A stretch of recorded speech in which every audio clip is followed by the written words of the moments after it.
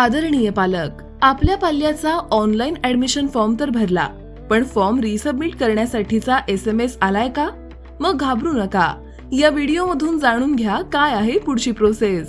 प्रथमतः तुम्हाला शाळेने दिलेल्या वेबसाईटवर तुम्हाला SMS द्वारे आलेले युजर नेम आणि पासवर्ड वापरून लॉग इन करायचं आहे. लॉग इन केल्यावर तुम्ही ऍडमिशन फॉर्मचा स्टेटस चेक करू शकता. फॉर्म मध्ये जर दिलेली माहिती आणि आधार कार्ड मध्ये नमूद असलेली माहिती यांच्यात फरक आढळला तर फॉर्म रिजेक्ट केला जातो. त्याचे कारण जाणून घेण्यासाठी फॉर्म मध्ये आणि आवश्यक ते बदल करण्यासाठी रिसबमिट रिजेक्टेड फॉर्म या बटनावर क्लिक करा. यानंतर तुम्हाला वरील बाजूला ठळक लाल रंगामध्ये तुमचा फॉर्म रिसबमिट करण्याचे कारण दिसेल. आता तुमच्या समोर ऍडमिशन फॉर्म ओपन होईल. त्यात आवश्यक बदल करून फॉर्म रिसबमिट करा. आता फॉर्म सबमिट झाल्यानंतर सर्व गोष्टी पडताळल्या जातील.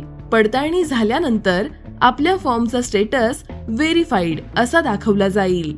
तर तुमचा फॉर्म चेक केला गेला आहे आणि आता सिलेक्शन साठी तुम्हाला वाट पाहायची आहे. सोबत मेन पेजवर खाली रिमार्क्स आणि त्याचा अर्थ सांगितला आहे. तुमचा फॉर्म भरून झाल्यानंतर खालीलपैकी कोणताही रिमार्क आला असेल तर त्याचा अर्थ काय होतो हे तुम्ही जाणून घेऊ शकता.